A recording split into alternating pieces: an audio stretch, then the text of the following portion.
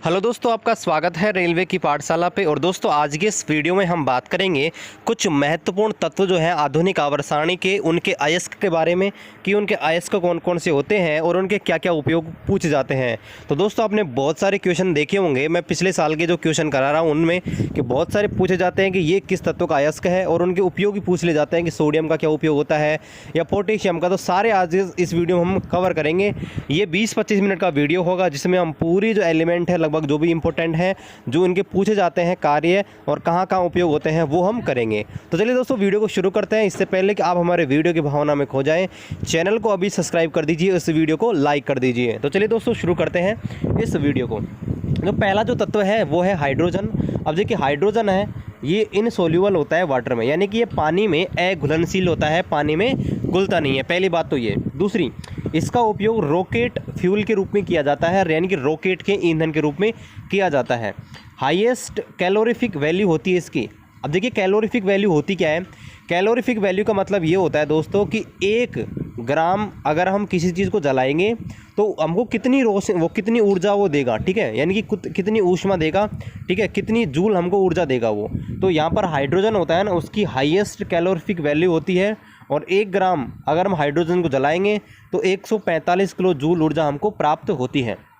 चलिए बात करते हैं। यहाँ पर देखिए CO+H2 होती है, यानी कि कार्बन मोनोऑक्साइड और हाइड्रोजन गैस, इन दोनों के कॉम्बिनेशन को बोलते हैं वाटर गैस। बहुत बार पूछा गया है वाटर गैस का सूत्र क्या है, तो देखिए आपके कार्बन मोनोऑक्साइड और हाइड्रोजन इन दोनों को बोलते हैं वाटर गैस।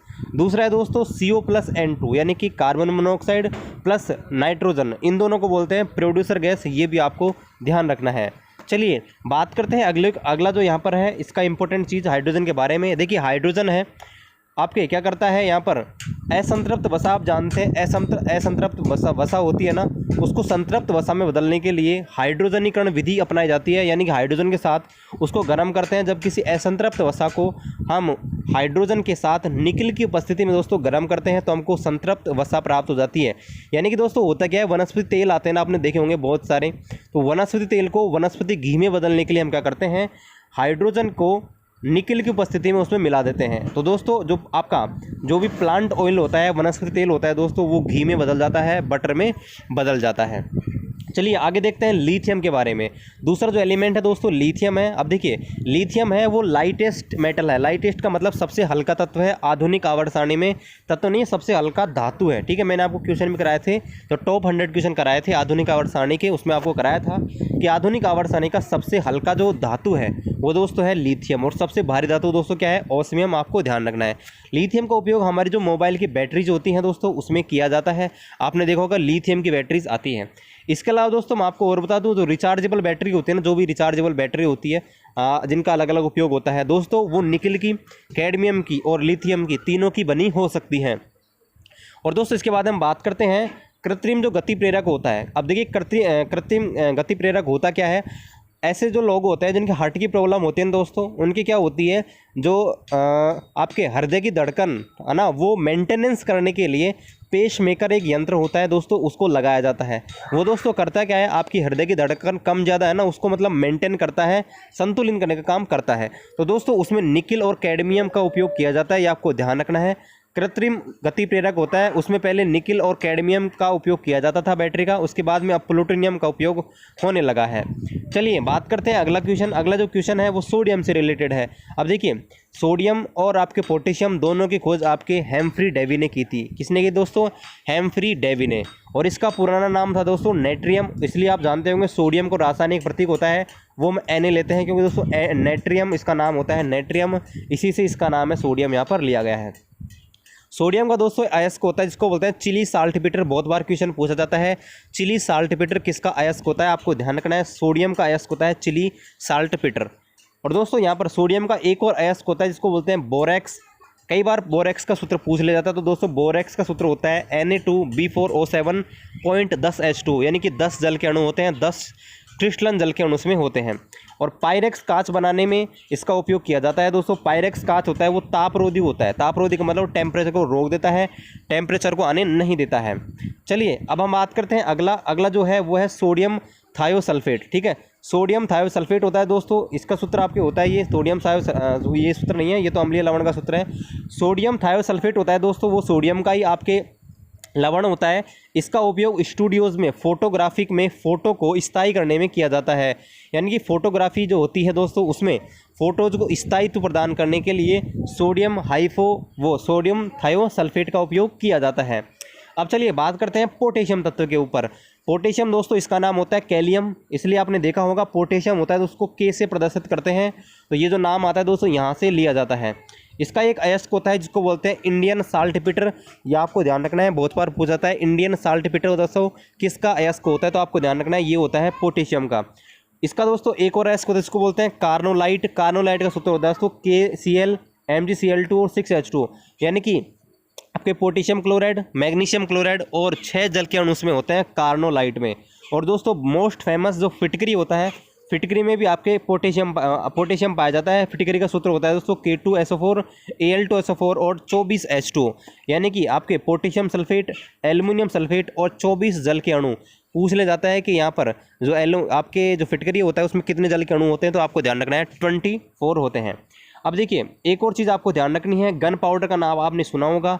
गन पाउडर किस किस से मिलाया जाता है, किस किस से मिलकर बना होता है, इसकी ट्रिक है दोस्तों 50 से देखिए आपको याद रखना है। देखिए 5 से आपके पोटेशियम नाइट्रेट, 6 से चारकोल और 6 से सल्फर, यानी कि गन पाउडर है उसमें उसको बनाने के लिए पोटेशियम नाइट्रेट, चारकोल और सल्फर इसका उपयोग किया जाता है। चलिए आगे देखते हैं हम जो पटाखे होते हैं दोस्तों, हम शादी त्योहारों में या फिर दिवाली दशहरे के दिन हम जो पटाखे जलाते हैं दोस्तों वो KNO3 उसमें मिलाया जाता है, उन्हें विस्फोट के रूप में KNO3 यानी कि पोटेशियम नाइट्रेट का उपयोग किया जाता है। अब दोस्तों होता क्या है, आपने फटाके जब जलाते होंगे तो आपने देखा होगा अलग अलग रंग जो निकलते हैं, तो कई बार क्वेश्चन पूछ लिया जाता है। अब देखिए रंग जो निर्भर करते हैं किस तत्व का उपयोग यहाँ पर किया गया है, तो दोस्तों जो बेरियम है उसका उपयोग किया जाता है ग्रीन यानी कि हरा रंग प्रदान करने के लिए, लिथियम का उपयोग लाल रंग प्रदान करने के लिए, स्ट्रोंशियम का उपयोग लाल रंग प्रदान करने के लिए किया जाता है, कॉपर का उपयोग नीला रंग प्रदान करने के लिए, मैग्नीशियम का जो उपयोग है वो सफ़ेद रंग और सोडियम का उपयोग पीले रंग प्रदान करने के लिए पटाखों में किया जाता है। अब चलिए बात करते हैं मैग्नीशियम की। दोस्तों मैग्नीशियम का जो अयस्क होता है वो आपके 3-4 होते हैं। पहला होता है मैग्नेसाइट, मैग्नेसाइट का सूत्र होता है मैग्नीशियम कार्बोनेट MgCO3। दूसरा होता है दोस्तों डोलोमाइट, ये बहुत बार पूछा गया है, डोलोमाइट का सूत्र, और पूछ लेते हैं डोलोमाइट किसका अयस्क है, तो डोलोमाइट आपका मैग्नीशियम का होता है, इसका सूत्र होता है MgCO3 CaCO3 यानी कि मैग्नीशियम कार्बोनेट और कैल्शियम कार्बोनेट। एक होता है दोस्तों कार्नोलाइट, ठीक है, ये भी आपको ध्यान रखना है, कार्नोलाइट पूछ लेते हैं, कार्नोलाइट किसका अयस्क ध्यान रखना है, मैग्नीशियम का होता है। अब दोस्तों एक और आपने सुना होगा सेंधा नमक जो होता है एप्सम साल्ट, तो एप्सम साल्ट होता है दोस्तों उसका सूत्र होता है MgSO4.7H2 यानी कि मैग्नीशियम सल्फेट, और इसमें 7 जल के अणु होते हैं, ये आपको ध्यान रखना है।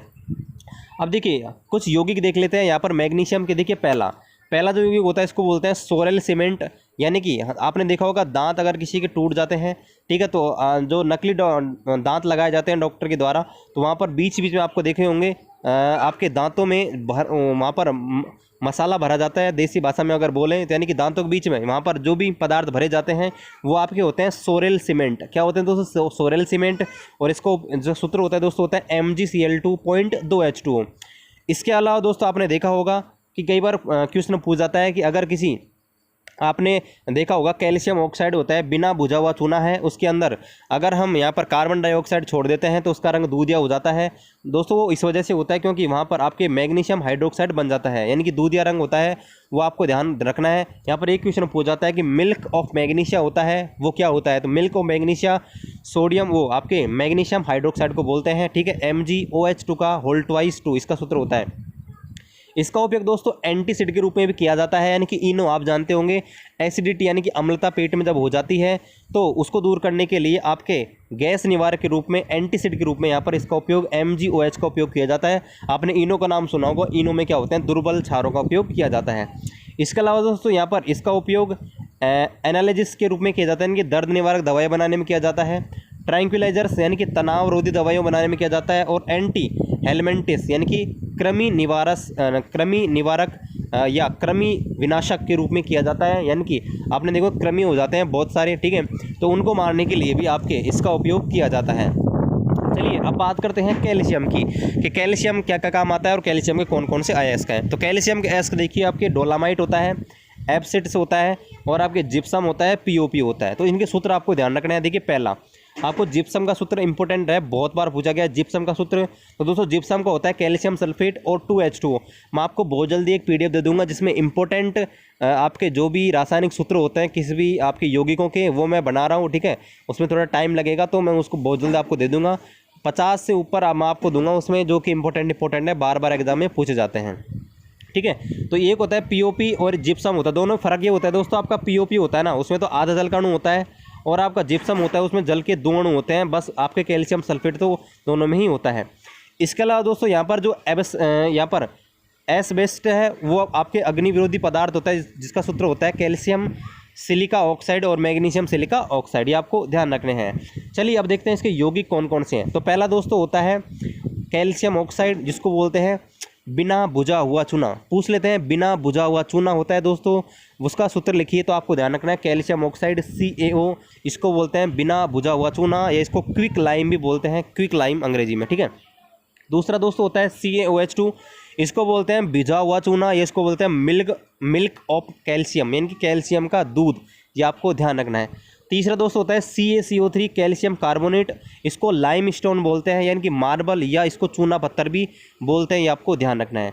और दोस्तों यहाँ पर देखिए इनका उपयोग आपके स्टेगामाइट और स्टेगटाइट्स, इनका उपयोग कैल्शियम की आकृति बनाने में किया जाता है। आपने देखा होगा दोस्तों जगह जगह, जैसे आपने देखा होगा जो चौराहे होते हैं वहाँ पर कभी किसी महापुरुष की मूर्ति आपने देखी होगी, ठीक है, तो वो यहाँ पर आपके इन्हीं की बनाई जाती है, ठीक है। इसके बाद में दोस्तों एक और होता है इसका आपका कैल्शियम CaOCl2, ये दोस्तों आपका होता है आपका विरंजक चूर्ण, और विरंजक चूर्ण होता है दोस्तों इसका उपयोग आपके जो आपके कपड़े हो जाते हैं उनके रंग उड़ाने के काम में लिया जाता है। इसका नाम देखिए विरंजक चूर्ण, इसको आपके विरंजक चूर्ण बोलते हैं, विरंजक चूर्ण, ठीक है, या इसको ब्लीचिंग पाउडर बोलते हैं अंग्रेजी में, ब्लीचिंग पाउडर, ये आपको ध्यान रखना है। चलिए जो ग्लास होते हैं दोस्तों, ग्लास तो आप जानते ही हैं, ठीक है। तो ग्लास जो बनाते हैं दोस्तों उसको याद करने की ट्रिक है SSC, यानी कि सोडियम सिलिका और यहाँ पर कैल्शियम, इनके यहाँ पर बनाए जाते हैं, यानी कि सोडियम व कैल्शियम के सिलिकेट जो होते हैं आपके, उनको ग्लास बोलते हैं। चलिए यहाँ पर एक चीज़ आपको ध्यान रखनी है, जो कांच होते हैं दोस्तों आपने देखे होंगे, इनका गुण होता है अति शीतित द्रव। अब देखिए कांच होते हैं उनको अति शीतित द्रव इसलिए बोलते हैं दोस्तों आपने पुराने, जैसे कि मान लीजिए कोई राजा महाराजा के पुराने महल होते हैं, तो उनमें होता क्या था दोस्तों, जब उनको कांचों के बारे में, उनके बारे में गहन निष्कर्ष निकाला गया, उन कांचों को अच्छी तरह देखा गया, तो दोस्तों वहाँ पर एक उनका गुण पाया गया कि जो कांच होते हैं ना धीरे धीरे नीचे की ओर यहाँ पर बहने का गुण पाया जाता है। मतलब कांच थे ना जो राजा महाराजा के टाइम पे लगाए गए थे, तो ऊपर से तो पतले हो गए थे और नीचे से मोटे हो गए थे, मतलब उनमें से ऐसा लग रहा था जैसे वो बह रहे हों, मतलब जैसे द्रव बहता है ना ऊपर से नीचे की ओर, वैसे उनके जो कांच थे वो दोस्तों ऊपर से तो पतले हो गए थे और नीचे से मोटे मोटे हो गए। तो इसी को बोलते हैं अति शीतित द्रव, यानी कि सुपर कूल्ड लिक्विड इनको बोला जाता है। चलिए यहाँ पर हम कुछ देख लेते हैं। कांच का जो रंग प्रदान किया जाता है दोस्तों, यहाँ पर देखिए यूरेनियम ऑक्साइड है, उससे पीला रंग मिलता है। मैग्नीशियम ऑक्साइड है, इससे काला। मैग्नीशियम आपके हाइपोक्साइड जो होता है मैग्नीशियम O2 MgO2, ठीक है, इसको आपके मैग्नीशियम परऑक्साइड बोलते हैं, इसको बैंगनी रंग प्रदान करने में किया जाता है। इसके बाद में CuO, इसको बोलते हैं क्यूप्रस ऑक्साइड, इसका उपयोग लाल रंग देने में। इसके बाद में कोबाल्ट ऑक्साइड यानी कि CO और O, ठीक है, ये इसको सूत्र होता है, इसको नीला रंग प्रदान करने में किया जाता है। अब चलिए दोस्तों बात हो रही है यहाँ पर कैल्शियम की, तो यहाँ पर सीमेंट को भी देख लेते हैं। सीमेंट में आपके कैल्शियम का उपयोग होता है। तो दोस्तों सीमेंट का सूत्र होता है वो रहता है आपके ये कैल्शियम ऑक्साइड, सिलिका ऑक्साइड और एल्युमिनियम ऑक्साइड और मैग्नीशियम ऑक्साइड, इतने सारे आपस में मिलते हैं तब जाके आपके सीमेंट का निर्माण होता है। यानी कि कैल्शियम के सिलिकेट व एल्यूमिनेट, इनसे बनता है आपके सीमेंट, ठीक है। अब देखिए आपको पता होगा जो आपके मजदूर काम करते हैं, ठीक है, पत्थर तोड़ने वाले, तो उनके जो सिलिकोसिस बीमारी हो जाती है, वो आपके जो रोग होता है, पूछा जाता है कि सिलिकोसिस बीमारी होती है किस अंग को प्रभावित करती है। तो यहाँ पर आपको ध्यान रखना है फेफड़ों को ये तुरंत प्रभावित करती है, यानी कि फेफड़ों को जाम कर देती है और इस वजह से वहाँ पर इनकी मृत्यु भी हो जाती है। और एक क्वेश्चन पूछा जाता है कि कोयले के कारखानों में जो काम करते हैं, कोयले की जो खादान होती हैं, कोयले की खान होती है, वहाँ पर जो व्यक्ति काम करते हैं उनके एक रोग हो जाता है, तो उस रोग को बोलते हैं यहाँ पर काला फुफ्फुस। ये आपको ध्यान रखना है, काला फुफ्फुस। चलिए एक चीज़ और देख लेते हैं, आपने मोबाइल की चिप जो होती है, हमारे मोबाइल जो स्मार्टफोन यूज़ करते हैं, आपको बताओगे इनकी चिप जो होती है, ठीक है, इनके अंदर जो भी प्रोसेसर होता है या इनके अंदर जो भी रैम रोम जो होती है, इनकी चिप जो बनाने में काम में लिए जाते हैं दोस्तों, वो आपके जर्मेनियम का उपयोग किया जाता है, ये आपको ध्यान रखना है। अब चलिए हम देख लेते हैं बोरोन के बारे में। देखिए दोस्तों, बोरोन कार्बाइड होता है, ठीक है, इसका उपयोग आपके बुलेट प्रूफ जैकेट बनाने में किया जाता है।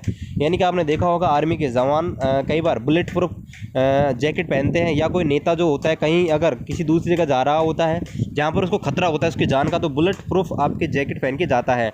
तो बुलेट प्रूफ जो जैकेट हैं दोस्तों, कार्बन, वो आपके बोरोन कार्बाइड से बनाए जाते हैं, ठीक है दोस्तों। अब यहाँ पर एक चीज़ आपको और ध्यान रखनी है, पॉलीकार्बोनेट है, उसका उपयोग आपके बुलेट प्रूफ कांच बनाने में किया जाता है। आपने देखा होगा डोनाल्ड ट्रंप की जो गाड़ी होती है दोस्तों, उसमें बुलेट प्रूफ कांच होता है, यानी कि कांच भी नहीं फूटता है आपके गोली चलाने से, तो वो आपके पॉलीकार्बोनेट के बने होते हैं।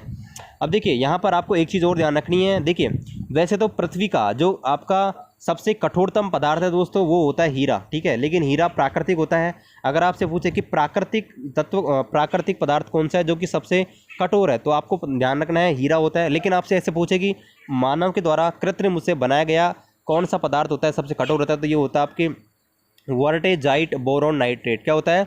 वर्टेजाइट बोरोन नाइट्रेट, ये आपको ध्यान रखना है। और दोस्तों जो कठोरता होती है या हार्डनेस होती है, उसका मात्रक होता है दोस्तों गीगा पास्कल। गीगा पास्कल मात्रक होता है जो आपकी हार्डनेस होती है या आपके जो कठोरता होती है उसका। चलिए अब हम बात कर लेते हैं कार्बन के ऊपर कि कार्बन कैसे कैसे पाया जाता है और कार्बन क्या क्या होता है। दोस्तों कार्बन के बारे में और डिटेल से एक स्पेशली चैप्टर मैं आपको कराऊंगा कार्बन का, वहाँ पर हम और डिटेल से यहाँ पर देखेंगे। यहाँ पर हम थोड़ा सा बेसिक इसका देख लेते हैं। देखिए सबसे कठोर धातु अगर पूछे आपसे सबसे कठोर धातु कौन सी होती है, तो प्लेटिनम होती है, ठीक है, ये आपको ध्यान रखनी है। अगर धातु के बारे में पूछे सबसे कठोर धातु, तो प्लेटिनम होती है। कठोरता हीरे की दोस्तों होती है, वो होती है 70 से और 150 यहाँ पर गीगा पास्कल, ठीक है। 1 कैरेट हीरा जो होता है उसमें 200 मिलीग्राम होते हैं, 5 कैरेट बराबर 1 ग्राम होता है। और यहाँ पर आपको ध्यान रखना है 24 कैरेट का जो गोल्ड होता है सबसे शुद्ध है, वो माना जाता है।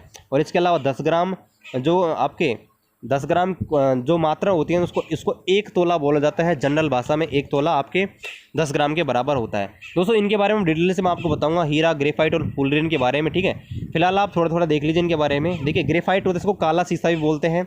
यह विद्युत का सुचालक होता है। क्यों होता है? क्योंकि इसके अंदर आपके एक कार्बन 3 अन्य कार्बन जुड़ा होता है, मतलब इसमें मुक्त इलेक्ट्रॉन पाए जाते हैं, इस वजह से विद्युत का चालन होता है।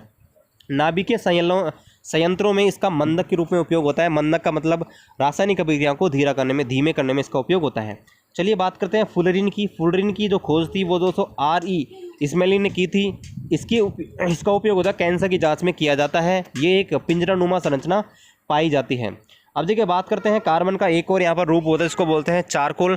चारकोल का उपयोग दोस्तों अधिशोषण के सिद्धांत में किया जाता है, मतलब सतह से अवशोषण का मतलब होता है चूसना, तो उसमें आपके किया जाता है चारकोल का उपयोग। मतलब चारकोल एक तरह से अवशोषित करती है। इसके बाद दोस्तों बात करते हैं कोयला। अब देखिए कोयले के बारे में हम इतना सा पढ़ेंगे। कोयला 4 प्रकार का होता है, एंथ्रेसाइट, बिटुमिनस, लिग्नाइट और पीट। क्वेश्चन ये पूछा जाता है कि सबसे जो अच्छा कोयला होता है वो दोस्तों कौन सा होता है। तो दोस्तों आपको कुछ नहीं ध्यान रखना है, बस अंग्रेजी वर्णमाला का ध्यान रखना है। देखिए एंथ्रेसाइट सबसे पहले आता है, फिर बिटुमिनस, फिर लिग्नाइट और फिर यहाँ पर पीट। तो दोस्तों यहाँ पर देखिए एंथ्रेसाइट सबसे बेस्ट होता है, उसके बाद में बिटुमिनस, फिर यहाँ पर लिग्नाइट और फिर यहाँ पर पीट। यानी कि अंग्रेजी वर्णमाला का क्रम होता है, यही यहाँ पर सबसे बेस्ट तरीका है याद करने का। यानी कि एंथ्रेसाइट सबसे अच्छा कोयला होता है, ठीक है। इसे यहाँ पर हार्ड कोल या फिर स्मोकलेस कोल भी कहा जाता है एंथ्रेसाइट कोयले को। चलिए हम बात करते हैं फास्फोरस के बारे में। अब देखिए फास्फोरस जो होता है ना दोस्तों, वो PO4 इसका एक अयस्क होता है, इसको बोलते हैं सफ़ेद फास्फोरस। सफ़ेद फास्फोरस जो होता है दोस्तों, वो हवा में तुरंत ही आग पकड़ लेता है। इसे जब जल के अंदर रखते हैं तो पानी में अघुलनशील हो जाता है और ये अत्यंत ही ज्वलनशील होता है। और आपको देखिए रेट पॉइजन जो आते हैं, यानी आपने चूहे मारने की दवा जो होती है दोस्तों, उसमें इसका उपयोग किया जाता है आपके श्वेत फास्फोरस का, वाइट फास्फोरस का। इसके खाने से फास्फीन नामक गैस बनती है। और फास्फीन दोस्तों बहुत ही जहरीली गैस होती है, जानलेवा गैस होती है। एक दोस्तों आपको ध्यान रखनी है, एल्युमिनियम जो फास्फाइड होता है, एल्युमिनियम का फास्फाइड, उसको सल्फाज बोलते हैं। नहीं सेल्फोज की गोली ले आओ, सेल्फोज की टेबलेट ले आओ, तो वो सेल्फोज नहीं होती, वो सल्फाज होता है, ठीक है, सल्फाज। और सल्फाज होता है, ये होता है एल्युमिनियम का फास्फाइड, एल्युमिनियम का फास्फाइड होता है, इसको बोलते हैं सल्फाज। दोस्तों एक चीज़ आपको और ध्यान रखनी है, अगर हम लाल फास्फोरस जो होता है उसको 573 डिग्री केल्विन पर गर्म करें तो दोस्तों वहाँ पर वो लाल फास्फोरस होता है, उसको गर्म करते हैं तो ब्लैक फास्फोरस में वो बदल जाता है। अब देखिए लाल फास्फोरस होता है, इसका उपयोग आपको पता है माचिस की जो हमारी साइड में तीलियाँ होती हैं और माचिस में साइड में आपने देखा होगा यहाँ पर लगे रहते हैं डॉट डॉट डॉट डॉट। तो यहाँ पर देखिए जो माचिस में डॉट डॉट डॉट लगे रहते हैं ना साइड में, वो तो होता है कि आपके रेड फास्फोरस, और तिली जो होती है माचिस तिली, उसमें पोटेशियम क्लोरेट का उपयोग किया जाता है। और जब ये दोनों आपस में मिलते हैं तो दोस्तों यहाँ पर होता क्या है, दोनों में यहाँ पर आग लग जाती है। चलिए इसके बाद बात करते हैं जो ब्लैक फास्फोरस होता है यानी कि काला फास्फोरस, इसका उपयोग आपके उर्वरक के रूप में यानी कि खाद्य के रूप में किया जाता है। इसके बाद में है समुद्री जो पानी होता है दोस्तों, यहाँ पर आपातकालीन संकेत देने के लिए, यहाँ पर जिनको बोलते हैं होल्म्स सिग्नल, इसको देने के लिए दोस्तों यहाँ पर देखिए कैल्शियम कार्बाइड, ठीक है, CaC2 और Ca3P2, इनका उपयोग यहाँ पर किया जाता है। ये आपको ध्यान रखना है, समुद्री पानी में आपातकाल के दौरान संकेत भेजने के लिए जिनको बोलते हैं होल्म्स सिग्नल, उनमें Cac2, ठीक है, और आपके Ca3P2, इनका उपयोग यहाँ पर किया जाता है। अब चलिए बात करते हैं वर्ग 16 के तत्वों के बारे में थोड़ी सी। वर्ग 16 के तत्वों का सामान्य नाम होता है चालकोजन समूह, यानी कि इनको बोलते हैं चालकोजन्स फैमिली, इनको अयस्क उत्पादक भी बोलते हैं। इनके बारे में एक चीज़ आपको ध्यान रखनी है, पहला कि वर्ग संख्या 16 में जो आर्टिफिशियल रेडियो एक्टिव तत्व है वो कौन सा है। तो वर्ग 16 में यानी कि कृत्रिम विधियों से बनाया गया आर्टिफिशियल जो तत्व है दोस्तों, जो रेडियो एक्टिव है, वो दोस्तों होता है यहाँ पर पोलोनियम, ठीक है। ज्वालामुखी विस्फोट के दौरान सल्फर डाइऑक्साइड गैस निकलती है, आपको ध्यान रखनी है। पूछ ले कि ज्वालामुखी जो विस्फोट होता है उस समय कौन सी गैस बाहर निकलती है, तो सल्फर डाइऑक्साइड गैस बाहर निकलती है। ये जो आपके गैस होती है दोस्तों, ये श्वास संबंधी बीमारियां फैलाती है, यानी कि जहरीली होती है। अब दोस्तों बात करते हैं वर्ग 17 के तत्वों के बारे में। वर्ग 17 के तत्व होते हैं दोस्तों, इनको बोलते हैं हैलोजन्स, ठीक है। इनको साल्ट प्रोड्यूसर भी बोलते हैं, यानी कि नमक बनाने वाले, ठीक है। आपने देखा होगा NaCl, तो यहाँ पर देखिए क्लोरीन है, वर्ग 17 का ही तत्व होता है, तो उनको नमक बनाने वाले पदार्थ भी बोलते हैं। देखिए आपसे पूछे कि पृथ्वी पर सबसे दुर्बल तत्व कौन सा है, यानी कि दुर्लभ का मतलब होता है बहुत कम पाया जाने वाला, तो यहाँ पर देखिए वो होता है एस्टेटाइन, ठीक है। आयोडीन की जांच किसके लिए की जाती है, ये आपसे पूछा है। आयोडीन जांच दोस्तों असंतृप्त वसा और स्टार्च की मात्रा की जांच करने में आयोडीन जांच का उपयोग किया जाता है, यानी कि ध्यान रखना है आयोडीन जांच होती है उसमें क्या होता है, असंतृप्त वसा जो होती है वह स्टार्च की मात्रा ज्ञात कर सकते हैं आयोडीन की जांच से। एक चीज़ पूछी जाती है कि सबसे ज़्यादा विद्युत ऋणता किसकी होती है, तो दोस्तों सबसे ज़्यादा विद्युत ऋणता का मतलब होता है कि इलेक्ट्रॉन ग्रहण करने की प्रवृत्ति, यानी कि इलेक्ट्रॉन को आकर्षित करने की प्रवृत्ति, उसको बोलते हैं विद्युत ऋणता। और दोस्तों होती है वो कि फ्लोरीन की, क्योंकि फ्लोरीन के पास 7 इलेक्ट्रॉन होते हैं, इसका आकार सबसे छोटा होता है। ये चाहता है कि एक इलेक्ट्रॉन इसको कैसे मिल जाए तो अपना अष्टक पूरा कर लें। चलिए दोस्तों यहाँ पर पूछा जाता है कि अम्लता का आपसे पूछे कि कौन, यहाँ पर देखिए अगर आपसे पूछे वर्ग 17 में HI है, HBr है, HCl है, HF है, इससे अब इनसे पूछे कि कौन सा अम्ल ज़्यादा है, इनमें अम्लता किसकी ज़्यादा होती है, तो ये क्रम होता है HI की अम्लता सबसे ज़्यादा होती है, फिर HBr की, फिर HCl की, फिर HF की, ठीक है। अब हम बात कर लेते हैं नोबल गैसेज़ की। अब दोस्तों नोबल गैसेज़ हैं, इनके बारे में हम देख लेते हैं। तो दोस्तों नोबल गैसें देखिए, नोबल गैसों का उपयोग चमकने वाले ट्यूबलाइट आपने देखे होंगे, उनमें आपको पता होगा आर्गन गैस भरी जाती है, ठीक है। तो चमकने वाले ट्यूबलाइट हैं उनमें उनका उपयोग किया जाता है। और कोहरे के समय नियोन गैस है, इनका उपयोग यहाँ पर किया जाता है। कोहरे में नियोन गैस इसके बल्ब यहाँ पर बनाए जाते हैं। इसके अलावा आपने देखा होगा सामान्यतः जो ट्यूबलाइट होती है CFL होती है, ठीक है ना, आपने देखा होगा। और फ्यूरेंटिक लैम्प होता है, उसमें आर्गन गैस का उपयोग किया जाता है। क्रिप्टॉन होती है दोस्तों, क्रिप्टॉन गैस, इसका उपयोग एयरपोर्ट पर रनवे की बत्तियों में हो जाता है। आपने देखा होगा एयरपोर्ट पर जब आपके कोई प्लेन उतरता है या प्लेन चलता है तो आपके साइड में आपने देखा होगा रनवे पर बत्तियां जुड़ती रहती हैं, तो उनका उपयोग आपके क्रिप्टॉन में किया जाता है, क्रिप्टॉन का उपयोग उनमें किया जाता है। जिनोन होते हैं दोस्तों, इनके ऊपर जिनोन के ऊपर क्वेश्चन आता है कि जिनोन को स्ट्रेंजर गैस बोला जाता है। पूछते हैं कि स्ट्रेंजर गैस किसे बोलते हैं, ठीक है, तो आपको स्ट्रेंजर गैस बोलते हैं जिनोन को। और इसका उपयोग कार की हेडलाइट बनाने में व कैमरे की फ्लैश लाइट, हमारे जो कैमरा होता है उसकी फ्लैश लाइट, वो आपके जिनोन की बनाई जाती है ताकि वो अच्छे से चमक सके। चलिए बात कर लेते हैं रेडॉन। रेडॉन देखिए सबसे भारी गैस है, मैंने आपको आधुनिक आवर्त सारणी कराई थी, उसमें बताया था कि सबसे भारी गैस कौन सी होती है, तो रेडॉन सबसे भारी गैस होती है। और ये आपके रेडियो एक्टिव भी होती है, यानी कि इसमें रेडियोधर्मी गुण होते हैं। वायुमंडल में अनुपस्थित होती है ये, ठीक है। ये भी क्वेश्चन बनता है वायुमंडल में कौन सी गैस नहीं पाई जाती है, तो आपके रेडॉन गैस नहीं पाई जाती है। यह ज्वालामुखी विस्फोट के दौरान व भूकंप के समय निकलती है, ये भी आपको ध्यान रखना है। और इससे फेफड़ों का कैंसर भी हो जाता है दोस्तों, फेफड़ों का कैंसर आपके इस गैस की वजह से हो जाता है। दोस्तों अभी ये सीरीज़ हमारी आधी हुई है और इस वीडियो को हम इतना ही रखेंगे क्योंकि वीडियो थोड़ा लंबा हो जाएगा। कल हम बचे तत्व थे उनके जो और तत्व बच रहे हैं उनके बारे में देखेंगे। तो वीडियो अगर अच्छा लगे तो आप बताना कि जिससे मैं आपका जो और भी तत्व हैं, जैसे एल्युमिनियम में भी तो बहुत सारे तत्व हैं, उनके उपयोग हैं उनको बताने हैं। सीसा है जिसके बारे में क्वेश्चन आपने देखा था, सिनेबार है इसके बारे में। तो अगर आपको आज का वीडियो अच्छा लगे तो चैनल को सब्सक्राइब कर दीजिए और लाइक कर दीजिए और कमेंट करके बताइए कि अगला वीडियो आपको चाहिए इसी के ऊपर, क्योंकि दोस्तों ये बहुत इंपॉर्टेंट होते हैं। और बहुत जल्दी मैं आपको जो आपके यौगिक हैं उनकी PDF आपको बहुत जल्दी बना के मैं दे दूंगा, ठीक है। उसमें थोड़ा टाइम लग रहा है दोस्तों, मैं थोड़ा सा बिजी हूँ। तो चलिए दोस्तों, आपसे मिलते हैं फिर अगले वीडियो में। तब तक जय हिंद, जय भारत।